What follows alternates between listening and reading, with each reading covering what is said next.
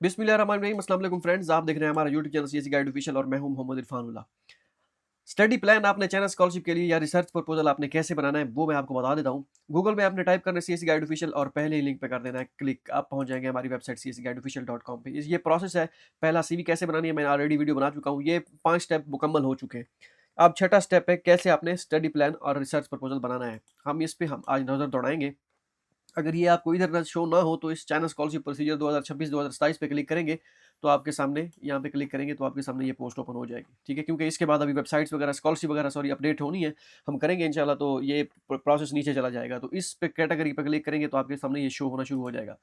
Study plan आपने कैसे बनाना है, क्या स्टडी प्लान बनाएं या रिसर्च प्रपोजल बनाएं, हमें ये बता दें। और स्टडी प्लान का या रिसर्च प्रपोजल का हमें बिल्कुल आइडिया नहीं है तो भाई इसके बारे में परेशान होने की ज़रूरत नहीं है। आजकल चैट जीपीटी भी आ गया है, उससे भी आप मदद ले सकते हैं। प्लेजरिज्म का इतना ज़्यादा इशू नहीं होता, ठीक है।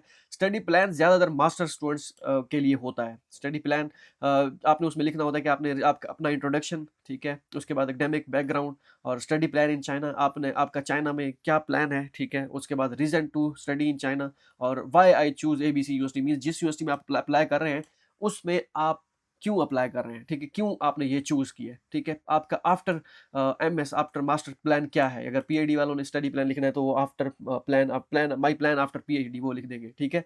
ये 2 सैंपल है, एक ये हो गया, ठीक है, और दूसरा ये हो गया। दूसरा सैंपल ये है। एजुकेशनल बैकग्राउंड में आपने ये लिखना है, उसके बाद कैरियर ऑब्जेक्टिव्स, बस यही। लेकिन मैं प्रेफ़र करूँगा ये पहले वाला स्टडी प्लान का ये जो फ़ॉर्मेट है ये ज़्यादा बेहतर है। अगर आपको बिल्कुल आइडिया आइडिया नहीं है, आपको बिल्कुल ज़ीरो है, मेरी तरह आप ज़ीरो थे तो या ज़ीरो हैं तो मसला नहीं है। काफ़ी सारे स्टूडेंट ने ये सेम टू सेम कॉपी किया है और study plan sometimes study plan matter करता है, समटाइम नहीं करता। क्योंकि मैटर क्यों नहीं करता? क्योंकि जब आपके पास एक्सेप्टेंस लेटर होता है, तो प्रोफ़ेसर फिर स्टडी प्लान पे इतना ज़्यादा वो फ़ोकस नहीं करता। हाँ, कुछ प्रोफ़ेसर होते हैं वो स्टडी प्लान की ही बेस पे या रिसर्च प्रपोजल पे ज़्यादातर जो पीएचडी वाले स्टूडेंट होते हैं उनका रिसर्च प्रपोजल की बेस पे वो आपको एक्सेप्टेंस देते हैं, ठीक है। या वो आपको कहते हैं रिसर्च प्रपोजल बना के दो, मैं आपको एक्सेप्टेंस लेटर दे दूँगा। या प्रोफेसर बस आप सिर्फ सीवी सेंड करते हो तो जो इनिशियल में आपने सेंड करनी है, तो उसके बाद प्रोफेसर डायरेक्ट आपको एक्सेप्टेंस लेटर दे देता है, ठीक है। वो आपसे रिसर्च के बारे में ज़्यादा नहीं पूछता। तो ये वेरी करता है प्रोफेसर टू प्रोफेसर।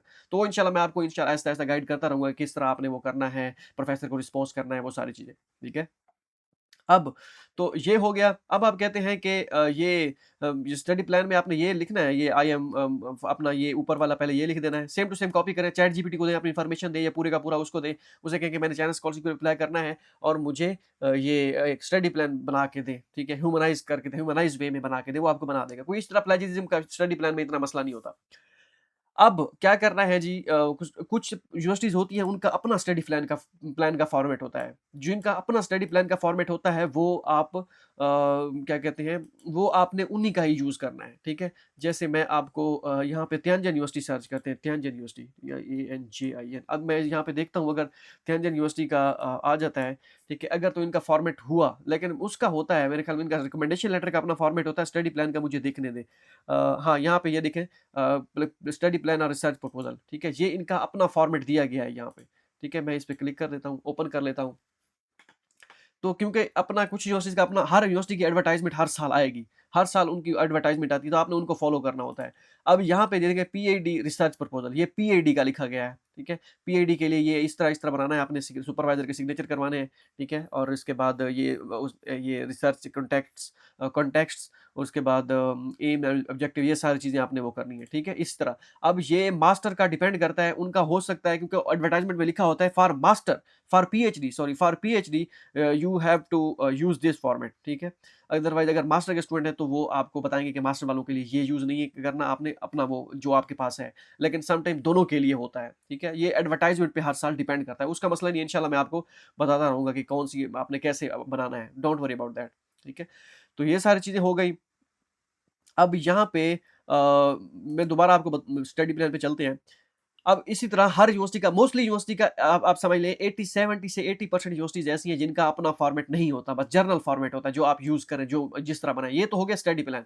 और 20% यूनिवर्सिटीज़ होती हैं जिनका फॉर्मेट होता है कि भई हाँ, ये हमारा फॉर्मेट दिया गया है, इसके अकॉर्डिंग आपने इसी पे बनाना है। Harvard institute of technology hit को भी देख लेते हैं क्योंकि उनका भी मेरे ख्याल में मुझे याद आ रहा है क्योंकि मैंने जब अप्लाई किया था, उनका भी अपना फॉर्मेट होता है। उसको भी हम नज़र दौड़ा लेते हैं, ठीक है। हिट हिट की सर्च लगा लेते हैं कि hit Harvard institute of technology उनका है या नहीं है। अभी ये प्रीवियस ईयर की है पोस्ट थी, इसमें स्टडी प्लान का फॉर्मेट देख लेते हैं क्योंकि मुझे याद पड़ता है कि ये इनका था स्टडी प्लान। हाँ, ये देखें क्योंकि मैंने 2018 में यूज़ किया था पहले-पहले, ठीक है? तो ये उस वक़्त था। अब समटाइम ऐसा होता है कि आप की जो वो पोस्ट है वो पुरानी हो चुकी होती है, आर्टिकल वो अपडेट करते हैं लिंक, तो जिसकी वज़ह से ये अपलोड नहीं हो पाता, क्या कहते हैं ये डाउनलोड नहीं हो पाता, ठीक है? ये वीपीएन की वज़ह भी हो सकता है। ख़ैर बताने का मकसद ये है कि हर यूनिवर्सिटी का अपना फॉर्मेट होता है, कुछ यूनिवर्सिटी का, सॉरी 20% यूनिवर्सिटीज़ का आप लगा लें, नहीं तो आप फॉर्मेट नहीं है। अगर यहाँ पे लिखा गया हो मिसाल के तौर पर, the study plan at least 1500 words, the study plan for a doctoral degree program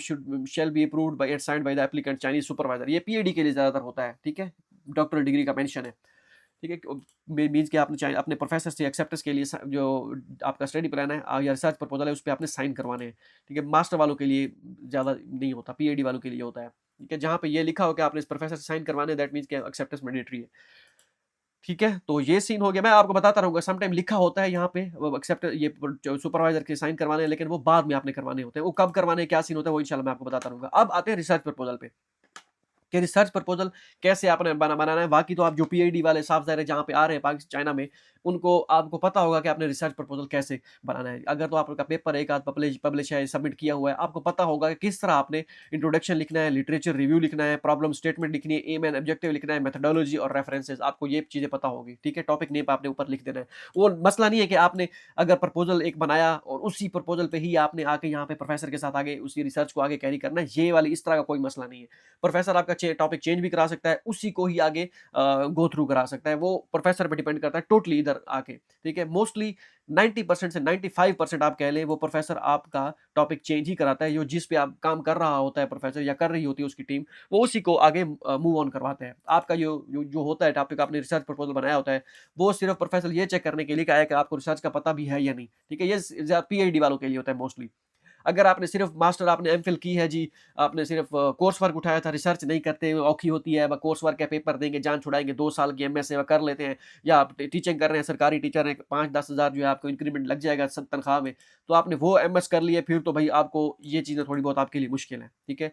इसका मतलब ये नहीं है कि अगर आपके पास बिल्कुल नहीं है पीएचडी के लिए, वो पीएचडी का आपके पास पेपर पब्लिकेशन मास्टर में नहीं है एमफिल में, तो आप अप्लाई ना करें, बिल्कुल अप्लाई करें, ठीक है? काफ़ी सारे स्टूडेंट्स ऐसे हैं जिनके पास बिल्कुल ज़ीरो पब्लिकेशन थी और उनका एडमिशन हो गया था। अब मैं आपको एक और चीज़ बता देता हूँ जो पीएचडी वाले, अगर आप अभी अप्लाई मेल्स करेंगे एक्सेप्टेंस के लिए, आपका अगर कोई दोस्त, आपका कोई भाई, आपका कोई जानने वाला सीनियर, कोलीग, प्रोफ़ेसर जो आपने जिनको आपने पढ़ाया, जिन्होंने आपको पढ़ाया था, टीचर, जो भी आपके इस फ़ील्ड से रिलेटेड है, पेपर वगैरह पब्लिश कर रहा है, आप उनके साथ जुड़ जाएँ। आप उनसे कहें कि मेरा या तो पेपर में नाम लिख दें, नाम ऐड कर दें, मैं आप कोई हेल्प करनी है पेपर के बारे में मुझे बताएँ, किस तरह लिखना होता है, किस तरह राइट अप करना होता है, introduction, literature review, problem statement किस तरह वो करनी होती है। इसके बारे में उनसे कॉन्टैक्ट में रहें और जो पेपर पब्लिश करें, एचईसी के जर्नल में करें, इंटरनेशनल जर्नल में करें, आप उन्हें कहें कि मेरा नाम आप उसमें ऐड कर दें, तो इसमें जो काम अगर मेरे ज़िम्मे है तो वो मैं आप कर दूँगा। तो इस तरह 1-2 पब्लिकेशंस में अपना नाम डलवा लें या नाम कोशिश करें कि आप ऐड करवा लें उसमें, तो ज़्यादा बेहतर होगा। आपकी एप्लीकेशन जो है सीवी स्ट्रांग हो जाएगी। ना भी हो मसला नहीं है, लेकिन जितना गुड़ उतना मीठा स्टूडेंट कह रहे होते हैं ज़्यादातर कि हमारे पास पब्लिकेशन नहीं है। ठीक है, क्या हमारा पीएचडी में एडमिशन हो जाएगा? तो भई तो पीएचडी वालों का पब्लिकेशन मस्ट है, मस्ट नहीं है। देखिए अगर एप्लीकेंट्स हैं, 50 एप्लीकेंट्स हैं, जब अब एक यूनिवर्सिटी में 100 स्टूडेंट्स ने अप्लाई किया है पीएचडी के लिए, ठीक है? अब उन 100 में से 50 के पास पब्लिकेशंस हैं, 2-3 पेपर हैं पब्लिश किए हुए हैं और 50 के पास नहीं है और आप उन्हीं में से हैं जिनमें से नहीं है, ठीक है? तो डेफ़िनिटली आपके चांसेस उन्हीं के होंगे जो फर्स्ट 50 में हैं, ठीक है? कि जिनके पास पब्लिकेशंस हैं, ठीक है? अगर आपके पास नहीं है और आपने उस यूनिवर्सिटी में अप्लाई किया हुआ है, हो सकता है आपके पास एक्सेप्टेंस हो, लेकिन प्रोफ़ेसर ने आपकी सीवी देखी हो और आपकी मार्क्स अच्छे हों, या प्रोफ़ेसर को लगा होगा भई ठीक है यार, मैंने इसी को एक्सेप्टेंस दे दिया, बाकी सीवी उसके पास टाइम ना हो या उन्होंने ना रीड की हो, तो फिर आपका लक है, गेम चल सकती है, ठीक है? लेकिन वही है कि कोशिश करें, पब्लिकेशंस करें, पब्लिकेशन जितनी करेंगे, उतना ही आपके पास आपकी एप्लीकेशन में आपको सपोर्ट करेगी, वो सीवी स्ट्रॉन्ग होगी, ठीक है? तो ये सारी चीज़ें हैं स्टडी प्लान को लेके। स्टडी प्लान का आपने ये फॉर्मेट आपने कॉपी कर लेना है सेम टू सेम, इसमें थोड़ी बहुत चेंजेस करके अपने हिसाब से जो आपके मेजर के रिलेटेड है, तो चैट जीपीटी से आप वो हेल्प लें, क्योंकि आजकल चैट जीपीटी आ गया। मेरा एक दोस्त है, वो कहता है चैट जीपीटी मज़दूर है, इसको मज़दूर की तरह यूज़ करो इससे काम लो। ठीक है? तो आपने यहाँ पे काम लेना है चैटजीपीटी से, उसको यूटिलाइज़ करना है, प्रॉम्प्ट दें उसे सही-सही, तो वो आपको चैटजीपीटी बेहतरीन करके बना देगा। तो ह्यूमनाइज़ कर लें थोड़ा बहुत, तो बाकी सारी चीज़ें आपकी मेल्स पे डिपेंड करती हैं। Study plan some time matter, some time not, ठीक है?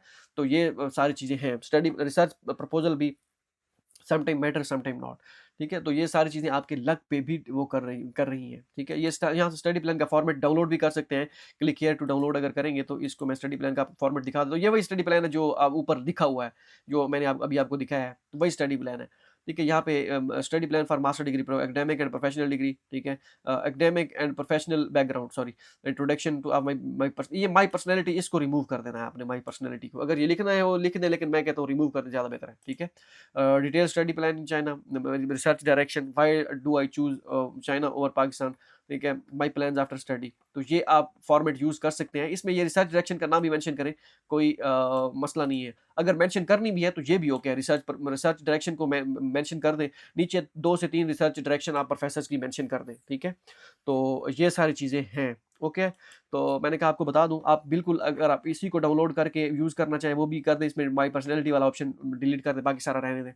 अब रिसर्च डायरेक्शन का मैंने आपको पहले बता दिया कि रिसर्च डायरेक्शन कि क्या चीज़ है, ये वाली रिसर्च डायरेक्शन को मैंने जब सीवी में बताया था कि आपने सीवी या प्रोफेसर को ईमेल कैसे सेंड करनी है, वो रिसर्च डायरेक्शन यहाँ पे आपने पुट करनी है, ठीक है? वो आप वीडियो देख लें कि आपने कैसे वो, अगर आपने वो नहीं देखी तो रिसर्च डायरेक्शन कैसे आपने फाइंड करनी है। इंशाल्लाह नेक्स्ट वीडियो होगी कि आपने ये 7 स्टेप हो गए, ये 7 स्टेप हो गए कि सॉरी 6 स्टेप, 7वां होगा कि how to notarize your documents. Documents आपने नोटराइज़ कैसे करवाने हैं, वो आखिरी स्टेप होगा। उसमें नोटराइज़ का क्या चक्कर है, क्या हिसाब-किताब है, लास्ट ईयर नोटराइज़ वाले चल जाएँगे या नहीं चल जाएँगे, ठीक है? वो और उसके बाद क्या कहते हैं उसे हाँ, कि उसके बाद 1-2 वीडियोज़ आएँगी कि आपने कैसे प्रोफेसर्स फाइंड करने हैं, सीएसई की वेबसाइट से आपने कैसे मेजर कैसे फाइंड करने हैं, जो कि बहुत इंपॉर्टेंट वीडियो होगी वो वाली। तो वो सारी चीज़ें अगर आप देख लेंगे 1-2 वीडियो और मज़ीद देखने का, आपको और किसी चीज़ की ज़रूरत नहीं पड़ेगी, ठीक है? तो हम मिलते हैं नेक्स्ट वीडियो में, तब तक के लिए अल्लाह हाफ़िज़।